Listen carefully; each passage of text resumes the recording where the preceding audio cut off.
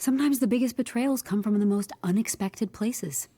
In HR, we talk a lot about trust and how that goes right beside transparency. Trust between colleagues, trust in the system, trust in the company. But what happens when that trust is broken? When the person sitting across from you turns out to be the one with the knife or shrimp in their hand? That's right, the murder weapon isn't some sophisticated poison or exotic toxin. No, it was a shrimp, shellfish, a deadly crustacean. Lesson learned. Never trust a creature that spends its life lurking on the ocean floor.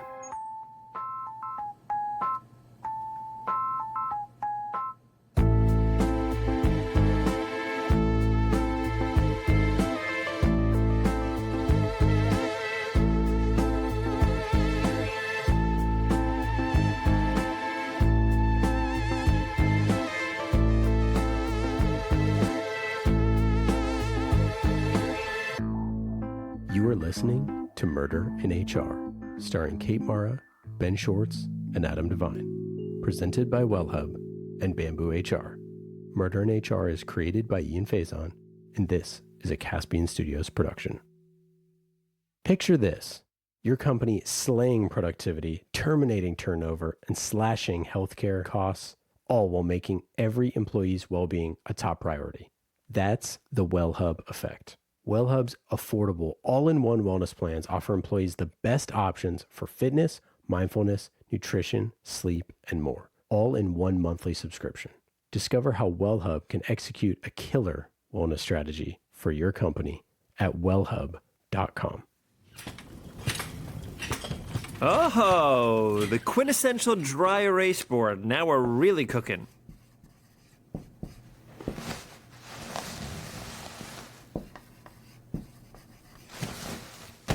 Can you settle, please? It's very distracting. I swear, I don't understand these beanbags. Do people enjoy sitting like this? I feel like I'm on a bag of marbles with a pillowcase wrapped around it. So Max ordered the murder weapon like he was picking up a spicy tuna roll. Yes, waiter, can I get the shrimp hold the murder charge? Plus, we think he may have been rivals with Corbin, which could explain how he knew Corbin was allergic to shellfish.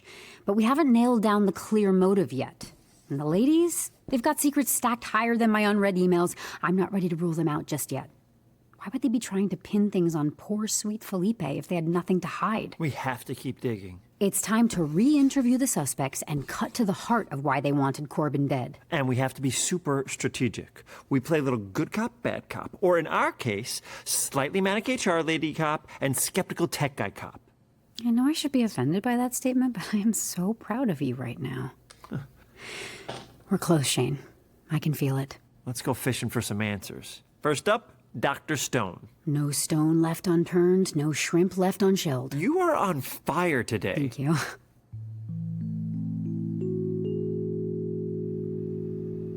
The time is 2:45 p.m. on Saturday the 6th. This is our final one-on-one sit-down with Dr. Stone for the record. Thanks for meeting with us again, Dr. Stone. We're getting really close to nabbing the right candidate for CTO, but we have a few more questions. As long as you don't mind the sound of me crunching on my salad. And as long as you don't mind me devouring this bowl of Dunkaroos.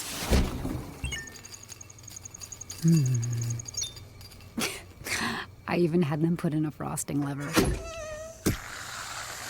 How infantile. Dr. Stone, it's obvious you'd be a fantastic boss. You're brilliant, direct, and uncompromising, not to mention a little scary. Thank you. But we also need someone who's compassionate, who understands others, someone who doesn't get offended so easily. Say from something as silly as, I don't know, a movie? I can tell you're trying to say something without saying it. I was reading your memoir. Copy's on sale now. And I came across an interesting reference.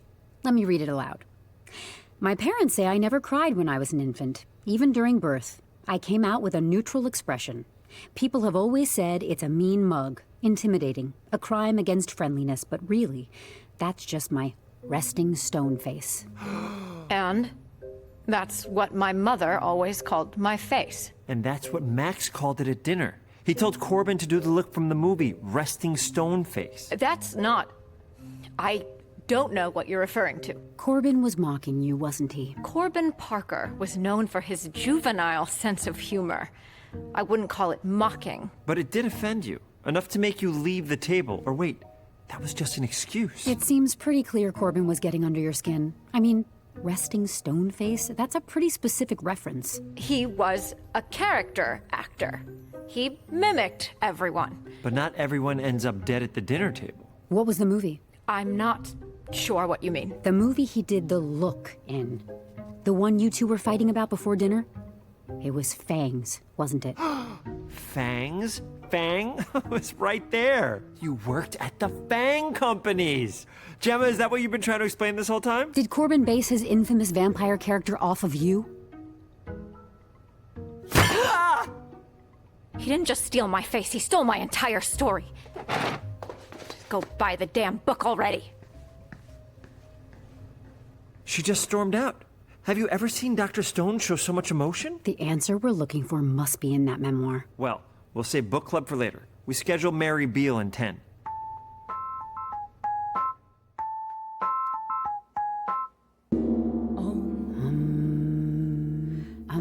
Shane, I think we're supposed to hum together. Sorry. No, Is this part of meditating? The time is 3:15 p.m. on Saturday the 6th. This is our one-on-one sit-down with Mary, for the record. Thanks for squeezing me in during my meditation hour. Gotta get that vibe check in. Mary, thank you for meeting with us. We just have a few more questions we need to go over. Well, then let's get this dance floor a-moving, baby. No, please, not again. Wake up, it's Monday morning, but it feels like a Friday dream. Get on your feet.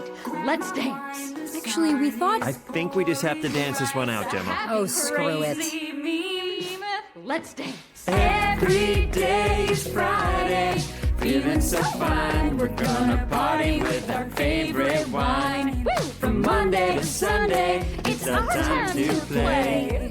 Living like it's Friday, every single day. Doesn't it feel great? Kinda does. I'm warming up to the song. And 1, 2, 3, 4. Sunset sky, stars inside. Pour another glass, it's Friday night. Even though it's really Wednesday, we're dancing wild in the USA.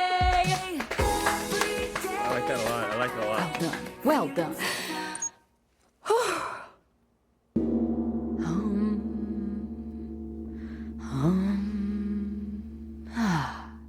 All right, let's proceed. Hope you don't mind if I finish up my yoga. Gotta do some chaturangas. We believe you'd be... an incredible boss. Oh, ooh, something popped. You're warm, empathetic, you make everyone feel at ease, and you're a wellness girl like me. This is it, isn't it? You guys are giving me the position. Wow, I'm like so Riz right now. I'm still not totally sure what that word means, but I think it works. Thank you! Actually, that's not what... It's not how it's used? Are you sure?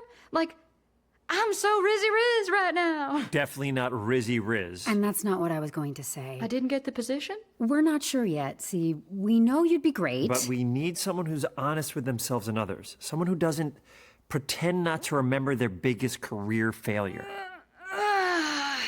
I don't know what you're talking about. You said you took some time off to help on startups during that 3-year stint, but you also told us you couldn't remember any of the startups you helped. I told you.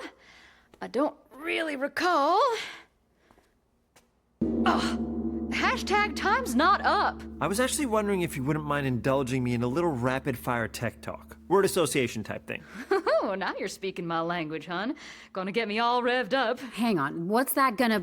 Trust me. Ready when you are. What's your preferred programming language? Oh, Python, of course. It's versatile and efficient. And your take on the blockchain? It's a game changer for security and transparency. Cloud-based or on-premises infrastructure? Well, that depends on scalability needs, but I lean towards hybrid solutions. Favorite encryption algorithm? AES-256. Knew you were going to say that. Can't go wrong with military-grade security. Do you have a trusty go-to debugging tool? GDB for low-level analysis, but I'm partial to PyCharm for Python projects. That's exactly what we used on Meat Feet.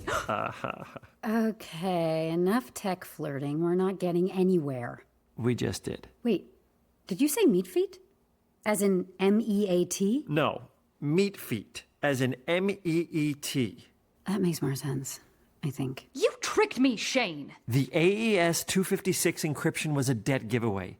You created Meat Feet. I can't believe it. Oh, sweetie, if you weren't as cute as a button on a baby's bonnet, I'd be like so riz at you right now. Did I do it? You're so far away from how to do it correctly. What the hell is Meat Feet? Okay, it was this ingenious app. Think of it like car sharing, but for your legs. You meet up and walk with other locals. Our aim was to connect people, encouraging them to walk together, thus reducing CO2 emissions and promoting overall health and well-being. And it was some of the best coding I've ever seen. I remember that day.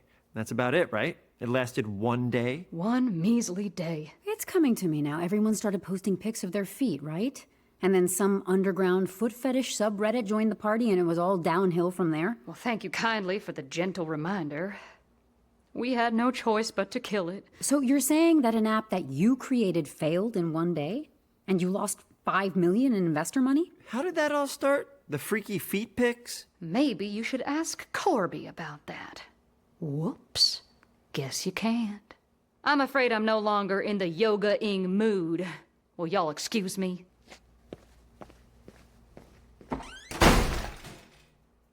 Ask Corby, huh? Well, that was enlightening. Let's put a pin in that for a beat. You know who's next.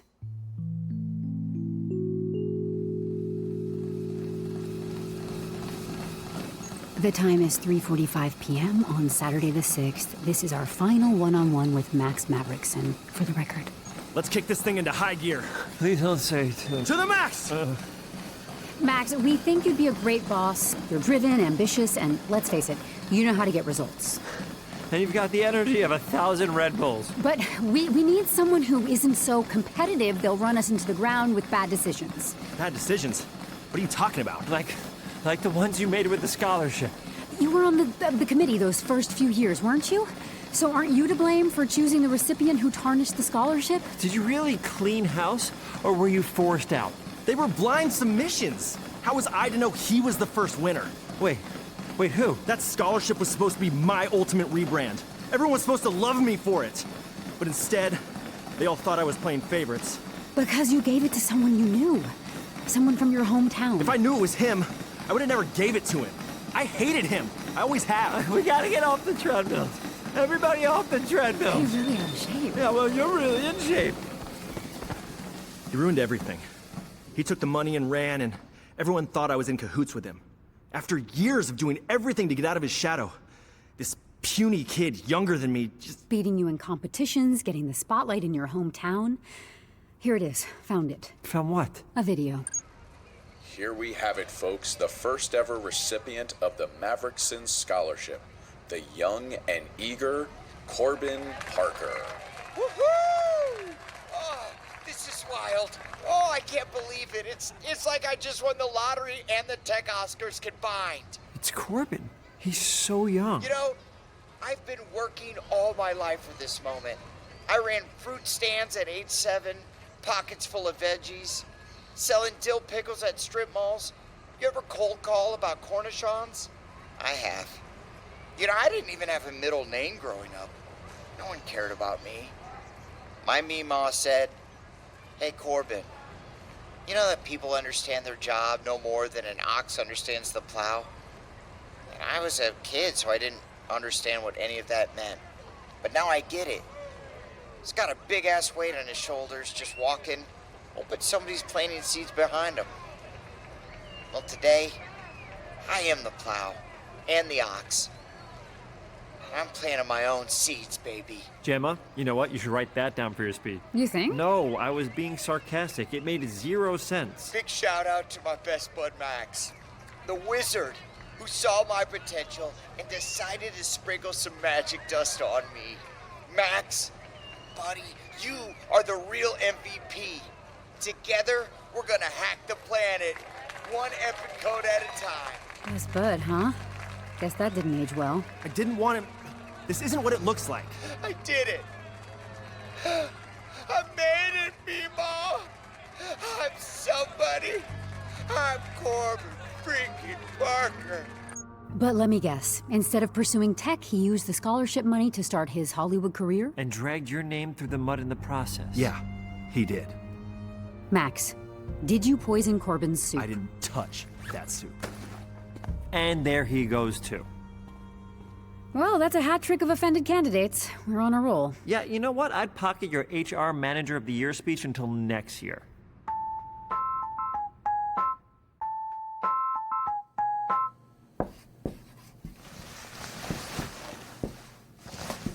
Well, it's pretty clear that Max has the motive, and since he knew Corbin growing up, he must have known about the shellfish allergy. He ordered that shrimp, he had the opportunity, and he definitely has the grudge. The betrayal is almost poetic. It's like a tragic seafood buffet. Trust.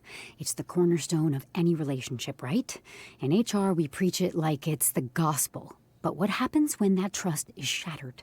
When the person you thought was your ally turns out to be your Judas? Max trusted Corbin with his scholarship namesake, a symbol of his hard work. And what did Corbin do? He took that trust and served it back with a side of betrayal.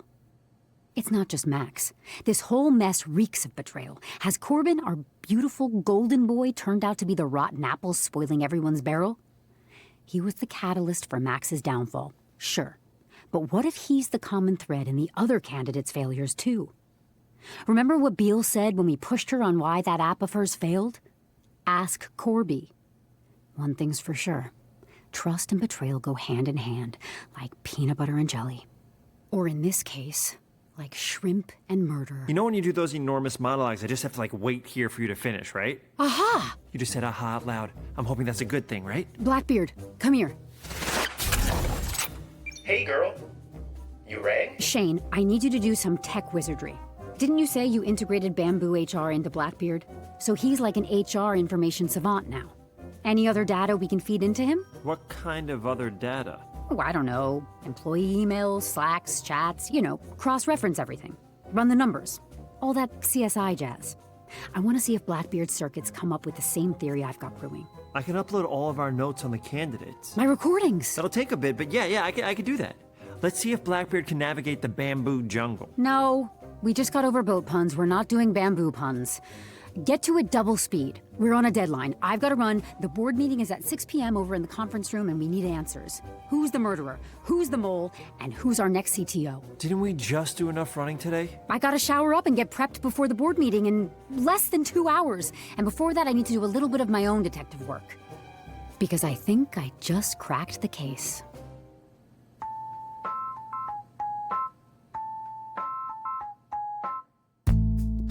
You are listening to Murder in HR. HR can definitely be a mystery, unless you make things easy with BambooHR. BambooHR's features all work together in seamless harmony, meaning no vital data gets overlooked, left out, or swept under the rug by sinister forces. Time tracking flows into payroll, which shares data with benefits, which syncs with reporting, so your data enhances your hiring, onboarding, retention, and maybe even your detection. By easily consolidating your HR tools, Bamboo sets you free to take up whatever case you're passionate about, like the case of the thermostat bandit. If you're ready to start solving your HR mysteries, check out a free demo of BambooHR today at BambooHR.com. Thank you for listening to Murder in HR, starring Kate Mara, Ben Schwartz, and Adam Devine. Created by Ian Faison. Presented by Wellhub and BambooHR, a Caspian Studios production. Written by Taylor Sardoni and Ian Faison. Directed by Ian Faison. Executive producers are Kate Mara, Ben Schwartz, Adam Devine, and Ian Faison. Co-executive produced by Dane Eckerly. Starring Kate Mara as Gemma, Ben Schwartz as Shane, Adam Devine as Corbin Parker, Ross Pomerantz as Max Maverickson, Kristen DiMercurio as Mary Beale, Jazz Zapatos as Dr. Stone, Dino Pasalic as Blackbeard, Bill Kornfeld as the American Newscaster. Produced by Mark Wolf Roberts. Produced by Taylor Sardoni. Our supervising producer is John Levy. Our supervising creative producer is Landon Pontius. Sound design and mixing by Sound Sculpture.